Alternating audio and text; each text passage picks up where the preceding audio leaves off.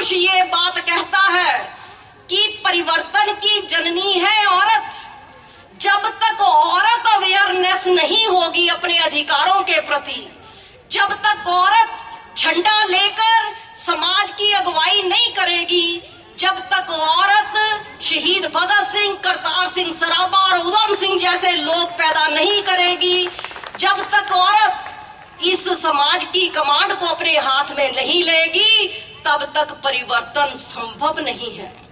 लेकिन मैं आज देख रही हूं कि इस समाज में इस साइड में जितने भी इंटेलेक्चुअल लोग बैठे हैं वो खुद आए हैं, लेकिन अपनी बीबी और बच्चों को लेकर नहीं आए। मेरी ये रिक्वेस्ट है कि अगर एक भी आज देश की पार्लियामेंट में खड़ी होकर सुषमा स्वराज बोलती है, वसुंधरा राजे सिंधिया बोलती है, गिरजा व्यास बोलती है, 100% झूठ बोलती हैं हिंदुआणिये, लेकिन हिम्मत, साहस और जुर्त से बोलती हैं। हम बुद्धा की बच्चियां हैं, हम मोहम्मद साहब की बच्चियां हैं, हम कबीर, रविदास और बाबा साहब की बच्चियां हैं। हमारे पास लॉजिक है, हमारे पास तर्क है, हमारे पास सत्य है। हमारे बुजुर्गों ने कोई धोखा नहीं किया, कोई छल कपट नहीं किया, लेकिन हम सत्य को भी हिम्मत और साहस के साथ बयान नहीं कर सकती, तो फिर हम कहती हैं कि हम अधिकारों से वंचित क्यों। फिर हम कहती हैं कि हमारे बच्चे एजुकेशन लेकर क्यों दर-दर की ठोकरें खा रहे हैं। फिर हम कहते हैं कि हमारे महल नहीं बन रहे, हमारी झोंपड़पट्टियां क्यों हैं। आपके सामने है, हर घर में टेलीविजन है, सोनिया गांधी को देखते हो, सुबह से शाम तक इतना ही टेम्परेचर होता है, गली गली घूमती है, उसकी सास भी रानी, खुद भी रानी, पूरा खानदान राजे महाराजाओं का, वो क्यों घूम रही है?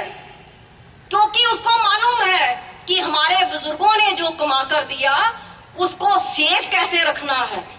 लेकिन हमारे बुजुर्गों ने भी हमें कमा कर दिया था, हम उसका मूल भी खा गए और ब्याज भी खा गए, और अभी भी अज्ञानता में जी रहे हैं कि बाबा साहब की रिजर्वेशन, बाबा साहब के अधिकार शायद हमें फिर कुछ और दे देंगे। इसलिए रिस्पेक्टेड साथियों, आज हमने ही रामाबाई बनना है, हमने ही सावित्रीबाई बनना है, और हमने ही वो कृष्णा करके दिखाना है। ये लोग जो सोच रहे हैं कि ये साधारण लोग कर नहीं सकते।